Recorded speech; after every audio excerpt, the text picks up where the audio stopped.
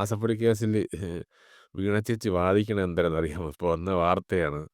ഞാൻ വിദ്യാസമ്പന്നയായ യുവതിയാണ്. അതുകൊണ്ട് CBI അന്വേഷണമൊന്നും വേണ്ടെന്ന് മാസപ്പടി കേസിൽ. വിദ്യാസമ്പന്ന എന്തിനാണ് വിദ്യാസമ്പന്നത? അതൊന്ന് വിട്ടാണ് സർട്ടിഫിക്കറ്റൊക്കെ പുറത്ത്.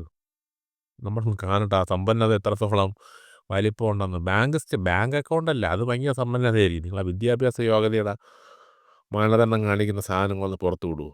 നിങ്ങളെ വിദ്യാസമ്പന്നത എത്ര ഉണ്ടെന്ന് പൊതുജനം അറിയട്ടോ. ഒരു കിഴങ്ങുമില്ല. എന്തിനാ ജസ്റ്റ് പാസ്സാണ് എന്താ കിഴങ്ങ് പഠിക്കാൻ പോയത്. എന്നിട്ട് ആദ്യമായിട്ട് പോസ്റ്റിംഗ് കിട്ടിയത് രവി പിള്ളയുടെ അന്തര ഒരു സ്ഥാപനത്തിൽ എന്തിനാ കിഴങ്ങായിട്ട്. എല്ലാം ഒന്നുമില്ല. എൻ്റെ അച്ഛൻ പാവമാണ്. എൻ്റെ അച്ഛൻ അങ്ങനെയൊന്നും അല്ല. നാണമുണ്ട്. ഇപ്പം നമ്മളെ പേരിലൊരു കേസ് ആരെങ്കിലും കൊണ്ട് കൊടുത്തു കഴിഞ്ഞാൽ പുല്ല് അന്വേഷിക്കട്ടെന്ന് പറയും. കാരണം നമുക്കറിയാം നമുക്ക് അങ്ങനെ ഒരു കള്ളത്തരം ഇല്ലെന്ന്. ഇത് കേസ് അയ്യോ അന്വേഷിക്കല്ലേ, CBI ഒന്നും അന്വേഷിക്കല്ലേ, ഞാൻ ഭയങ്കര വിദ്യാസമ്പന്നയാണ്, നിങ്ങൾക്ക് അറിയാമല്ലേ, അതുകൊണ്ട് നിങ്ങളെ തോറ്റുപോയി അന്വേഷിക്കട്ടെന്ന് പറയണ്ടേ? അന്വേഷിക്കടാ നീ. CBI എന്തൊരു കിഴങ്ങ, FBI എന്തൊരു ലോക പോലീസിനെ കൊണ്ടുവന്ന് അന്വേഷിക്കുന്നതാണ് തെറ്റ് ചെയ്തിട്ടില്ലെങ്കിൽ. തെറ്റ് ചെയ്തവരല്ലേ പേടിക്കണത് ചേച്ചി. ഈ വിദ്യാസമ്പന്നയായ ചേച്ചി ഇപ്പം എന്തിനാണ് ചെയ്യണത്?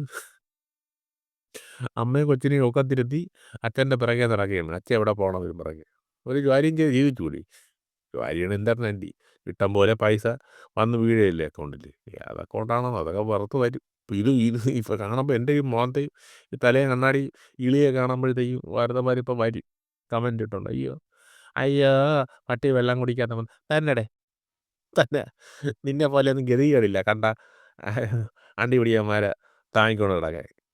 കേട്ടോ, പറയാനുള്ളത് മുഖത്തൊക്കെ പറയും. അപ്പം ശരി. അപ്പം കമൻ്റ് ഇടുന്നവന്മാരൊക്കെ വന്നിടും. നമുക്ക് കാണണ്ട നീയൊക്കെ എത്രത്തോളം ഇതൊക്കെ കാണുന്നുണ്ടെന്ന് അറിയാൻ വേണ്ടിയാണ്.